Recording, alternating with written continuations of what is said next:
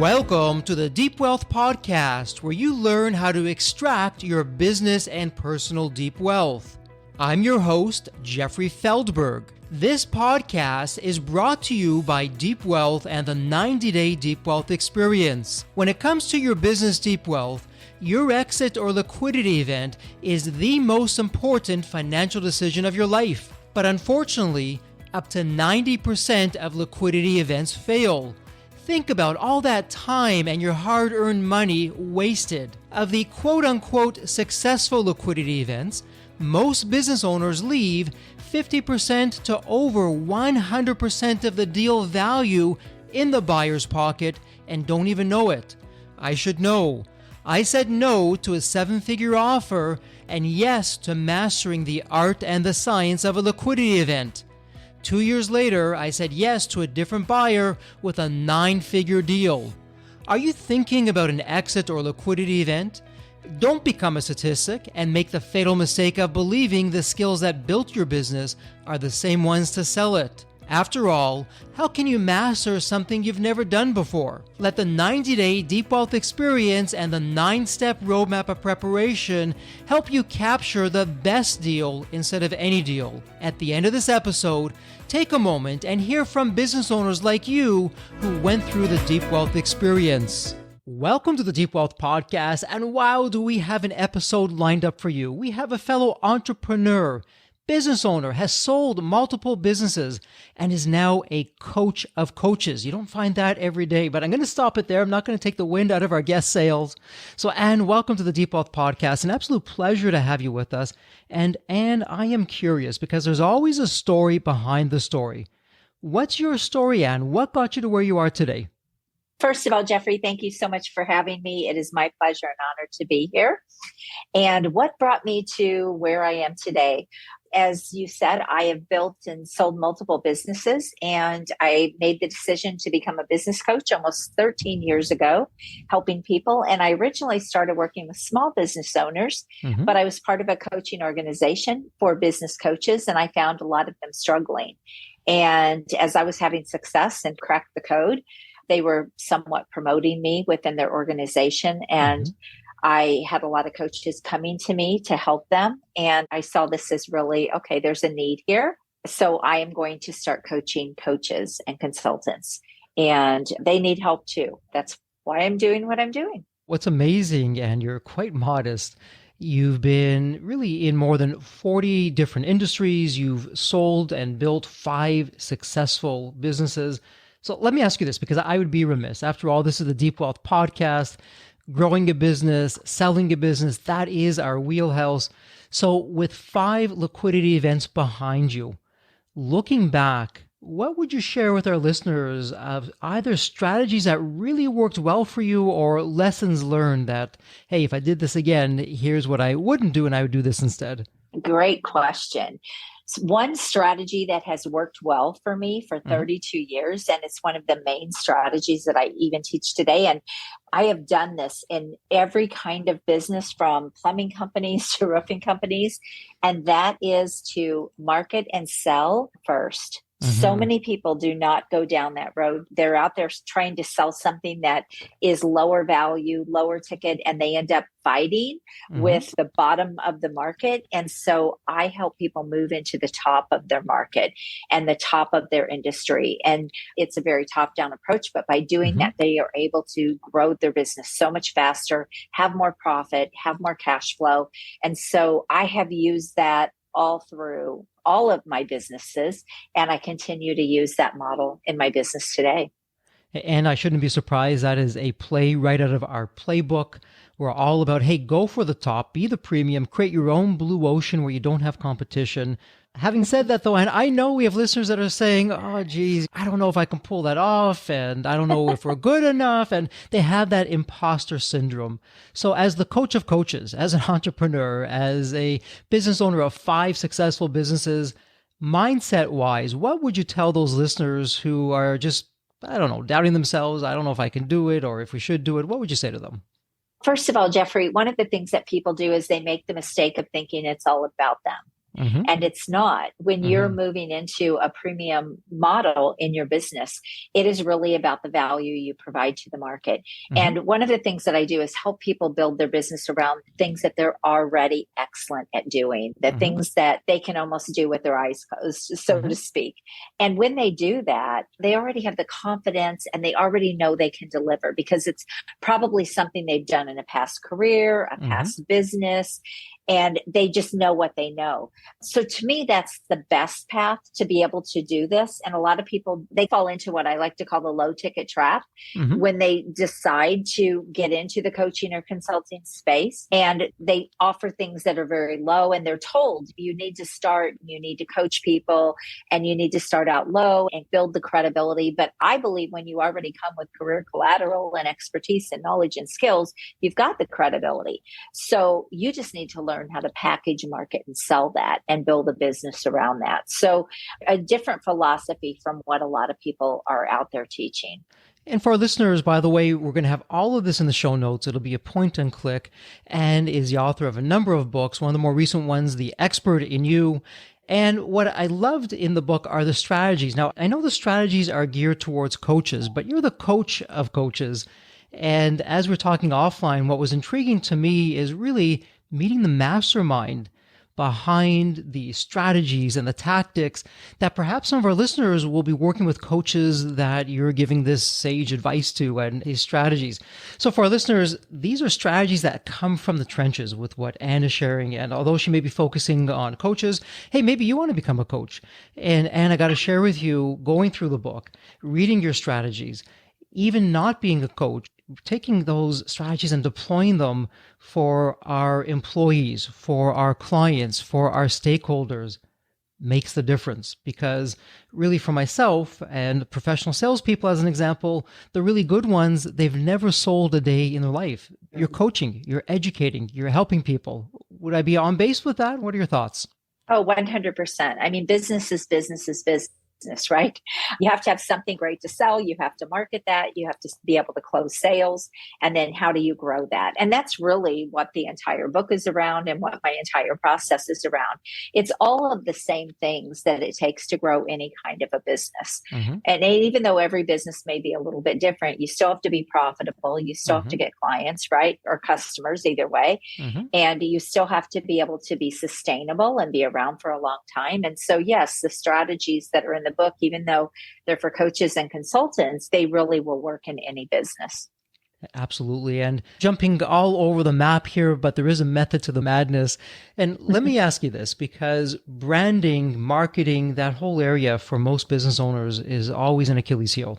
And whether you're a coach, whether you're a business owner, the challenges are really going to be one and the same. So where as business owners are we not getting it right from what you're seeing, and in terms of how we're marketing ourselves, how we're getting that word out or branding our services and our business? That's such a great question. For a lot of years, Jeffrey, I burned up a lot of money in marketing. I mean, many, many years trying to grow my businesses because I didn't understand the basics and the fundamentals of marketing. And I think there are three common mistakes that I see over and over again. The first one is people don't understand the basics and the fundamentals that make marketing effective. So that's the first thing. How are you positioned in the market? Who is it you're trying to target? What is the message and everything that you're trying to do? And then what is the strategy that you have behind that to go and look completely different from all of your competitors to really make them irrelevant, put yourself in a category of one. So those are the fundamentals of the marketing. But then how do you get visible and how do you pull those people and attract those people to you? So those are really important pieces that for many years I didn't understand. I can remember I would try to, we were a high end, I had a health club or I had several, but one of the health clubs that I had was very high end. And so we were trying to market these very high end services, more expensive than any other club around. And I was trying to market them in sort of a coupon magazine. This is going way back when we did print and all of that, but that was my lack of understanding. So it didn't work well. And that's the problem problem I see with a lot of people is they don't have this dialed in, so it's ineffective.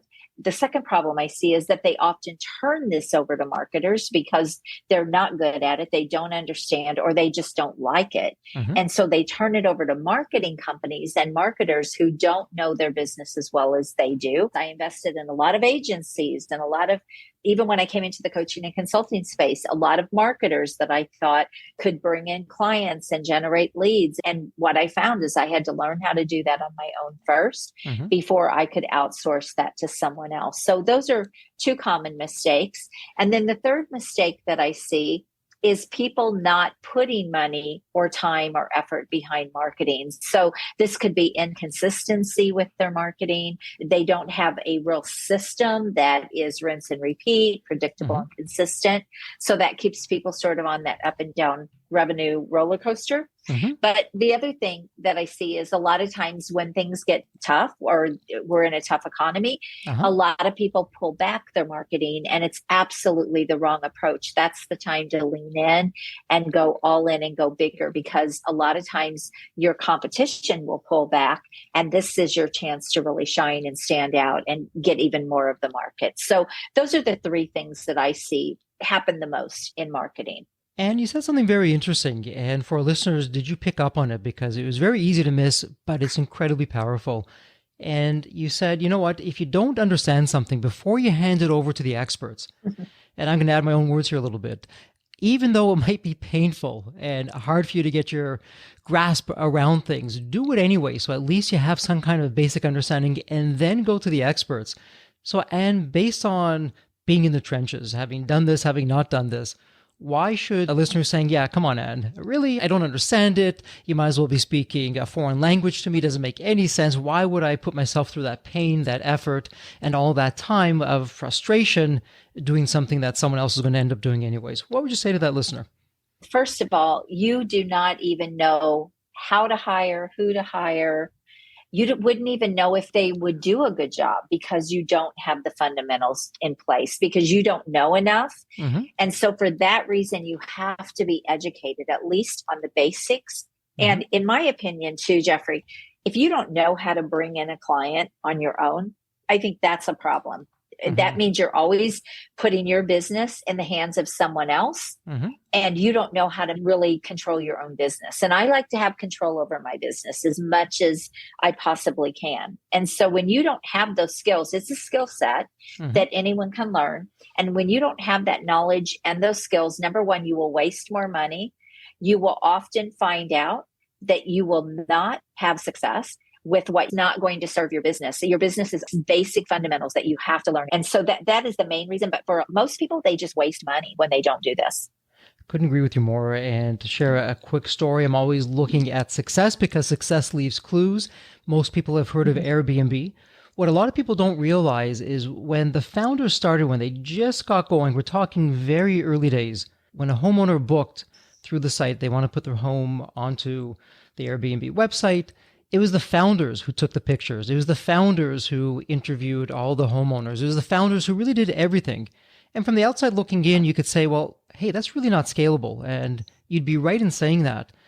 But there's always a time and a place. And to your point, getting to know all the nooks and crannies, getting to know your business, getting to know the experience of what does it take?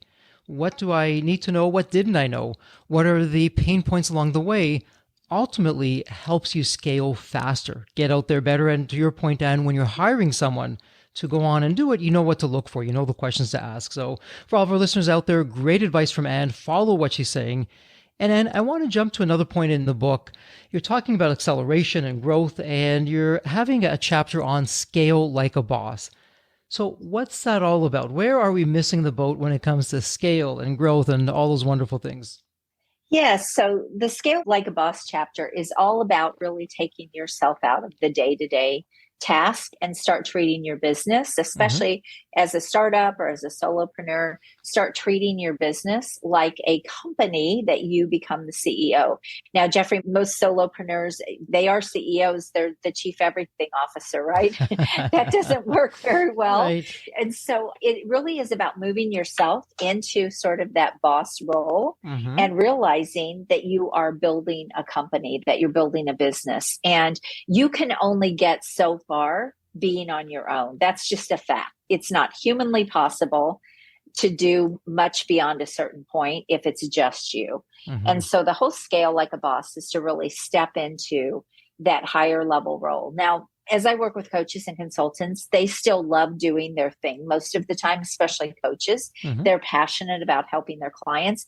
But the thing is, you can outsource and you can leverage your time and do the things that you love if you still want to do that, but you can get rid of all of the other things and still be the CEO of your company. And actually, that's the business model that I have. I still love working with my clients. Mm-hmm. I know what it is like to step completely out of doing the thing because I did it in all of my other businesses. But with this particular business, this is more passion for me. And so Mm-hmm. I really love it. And I've made that decision. But that being said, I still have a team behind me that Mm-hmm. does a lot of the other stuff because I don't want to spend my time doing that. I want to spend my time doing the things that I love the most in my business. And if I don't think bigger, if I don't think beyond just myself, then my business can only go so far. And honestly, you can only make so much money that way, and you can only make so much impact that way. Great advice. And what I'm wondering with that, where would be some of the low-hanging fruits in terms of activities or things that we're doing that are just gobbling up our time, things that we are doing that we shouldn't be doing? Someone can do it better, save us time, and have us do more productive, more growth-oriented kinds of things.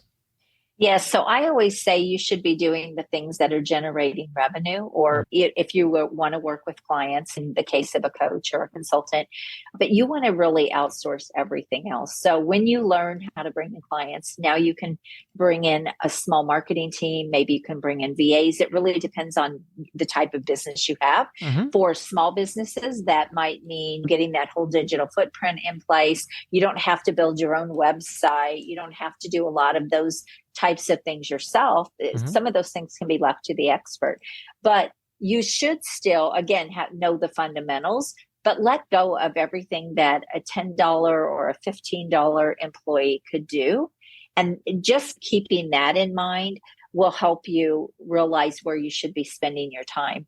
And one other thing, as a coach and a consultant, a lot of people outsource their sales. Mm-hmm. And I think this is fine if you're using a volume method in your business. You're trying to sell $97 courses or $47 things. Outsourcing sales, or even just a few $1,000 things, that can work really well. Where people make the mistake, because I help people work in the top end of the market and get those $50,000, $100,000, or whatever clients, Mm-hmm. you can't outsource that. You have Mm-hmm. to have conversations with your prospects, and that's how you will land those clients. So also having an understanding about those things as well. Terrific. So for the higher end kinds of services or offerings, hey, either build your own in-house team if it's not going to just be you and you're going to be scaling and going out there. For things that perhaps aren't as high end, you can look to outside sources. And that always brings up the question, because I've got to tell you, having hired salespeople, building sales teams, what I found for myself, and maybe it's just a data point of one, just Jeffrey here, I find oftentimes the best sales job the person does is in the interview itself. And then afterwards, it's all downhill. So when looking for salespeople, what should we be looking for in terms of, hey, this one is a keeper, and oh my goodness, look at some red flags here? Definitely, I think when you're looking for sales, you want to look for somebody that's really going to fit your culture and also your value systems. Mm-hmm. To me, that's important, that they're teachable. Mm-hmm. A lot of times, people look for people that are already experienced in sales.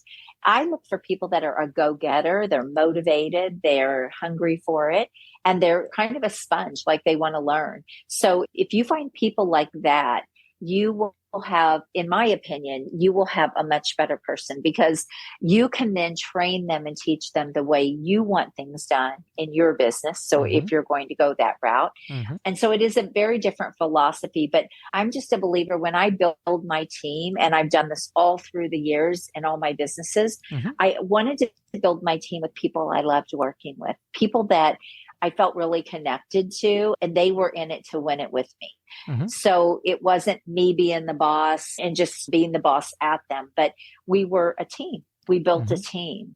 And so those are the things that I look for when I bring in anyone in my business, not just sales, but anyone, any kind of an employee, any kind of a team person. Those are the things that are important to me, because if you get people on board with you, there's no stopping you to what you can accomplish. So it's the good old hire for personality, train for skills. Yes, that is a great way to say it. And I'm wondering, because you are the coach of coaches. So when the coaches that you're coaching, you're mentoring, that you're helping, what are some of the typical, I'm going to say 80-20 rule, Pareto's law, that, hey, you know what? And these areas here for my clients, for the business owners, are giving them some problems. Are you seeing some trends or patterns that keep on happening again and again that you can share with us?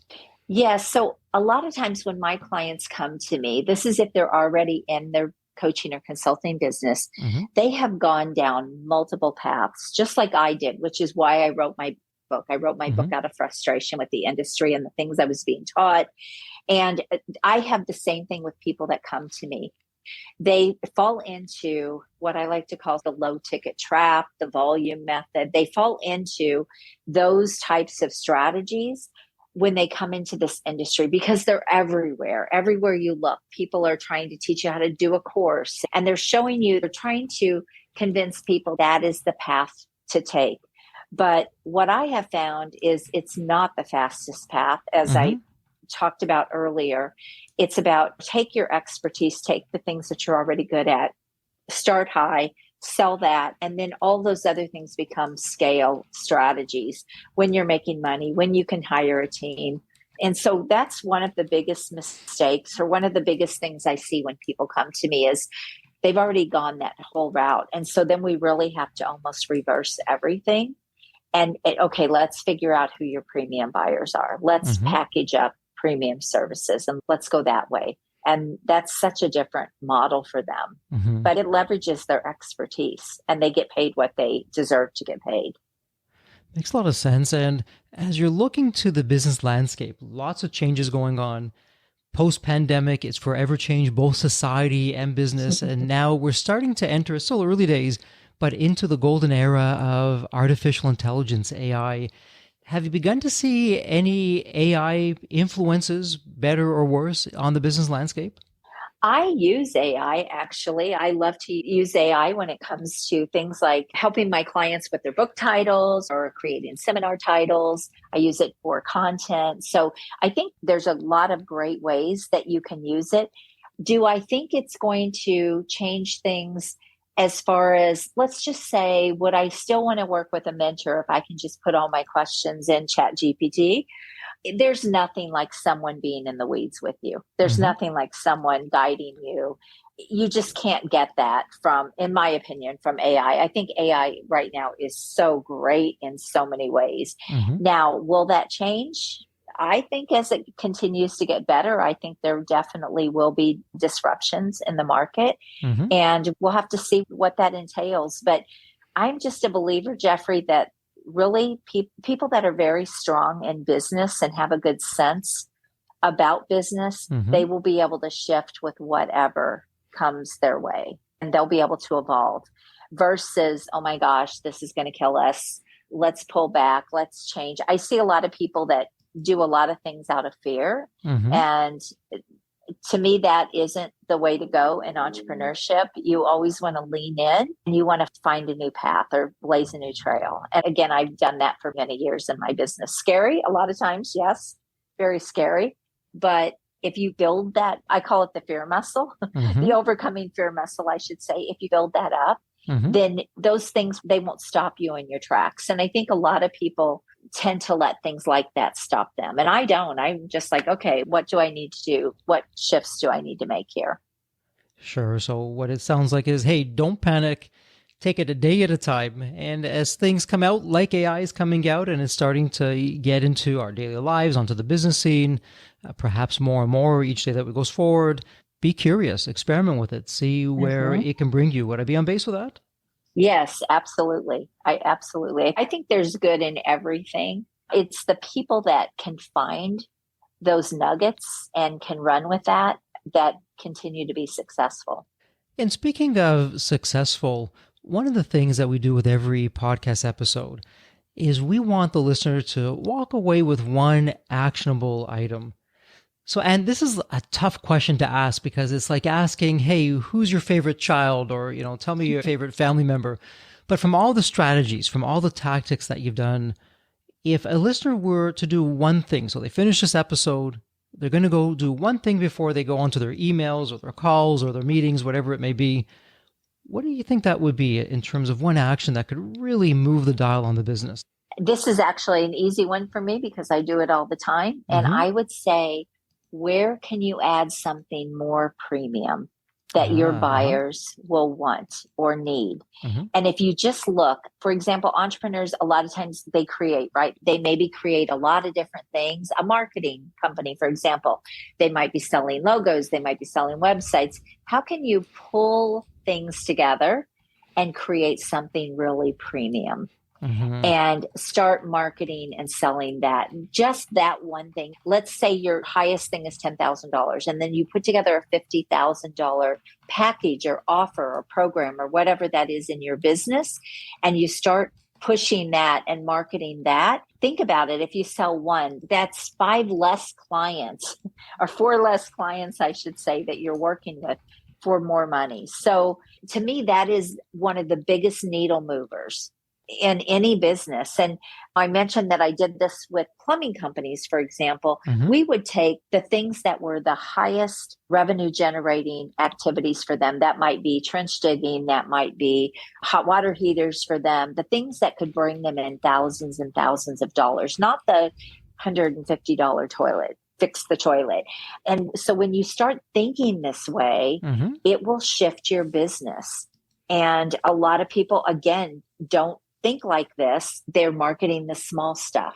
And Mm-hmm. nothing wrong with that. Keep doing that. But what can you add that's a lot more premium? That would be the strategy I would say everyone could take away and start looking at. And a lot there to unpack, just the whole premium side. But let me ask you this. So for listeners who are saying, okay, yes, I get it. And by the way, I had my personal philosophy. I never wanted to be the biggest business. I just want to be the most profitable business in my space. And I agree with you. If you can sell something that takes the place of 5 customers or 50 customers for one client, why the heck not? But where should our listeners be looking? Because I can imagine they're saying, okay, I hear you, but I don't know where to look or what to do, or how do I really extract those premium kinds of offerings or services that my clientele would absolutely pay me a premium for? Where should they start?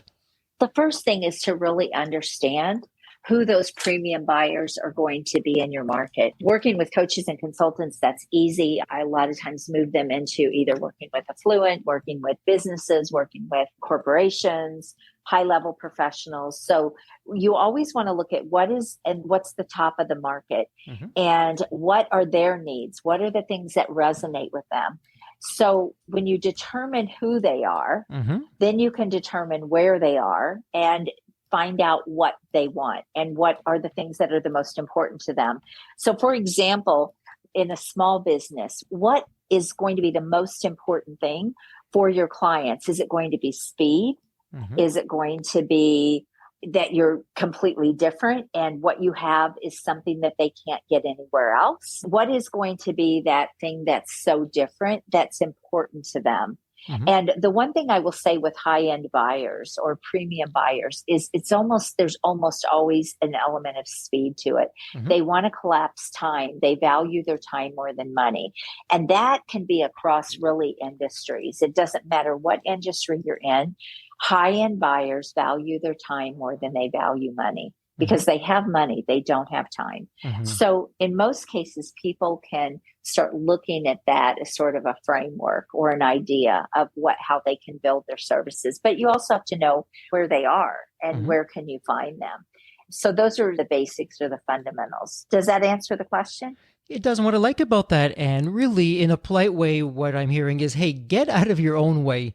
Let the marketplace, let them decide if it's too little or too much or not enough, and they'll give you the feedback. The marketplace is always right. We may be as smart as we think we are, but the marketplace is smarter. And so why not put those offerings together, take it to market, see what's there. And, it's interesting. I was speaking with a business owner and we had a good chuckle, and she was saying, Jeffrey, we kept on winning business year after year. And I was just curious, what was it that we were that terrific and that much better than the competition? And we did a quick market survey just internally, and we found out because we hadn't raised prices since 5 years, 8 years, we were the lowest. And that's why we kept on winning. So despite themselves, they were losing margin, losing profits. Right. The competitors perhaps were getting less business, but it was more profitable business. So to your point, it's always good to look within and then look externally. And hey, how can I put myself in a blue ocean? I'm the only one. I'm going to create that category, charge that premium, help people solve a painful problem. And while I'm helping them, I'm also helping myself. Exactly. And you said it so well a while ago. You said people are afraid to get out of their own way. And people, for whatever reason, business owners, I've worked with hundreds and hundreds of them, and they're always afraid to do this. They're always afraid to raise their prices. They're always afraid to try to go after high-end buyers because they're afraid of losing business with low-end buyers. Over and over again, I've done the math and I've shown them, look how many people you would have to lose to make up for getting one of these clients, for changing your pricing. Look how many people you would have to lose to even get back to that same place, if that makes sense financially. And it's kind of mind-blowing when we do the numbers for them. Oh, absolutely. And I would put out there, Anne, for the clients that would potentially walk away, do we really even want them as clients as well? Because I don't know where this myth comes from.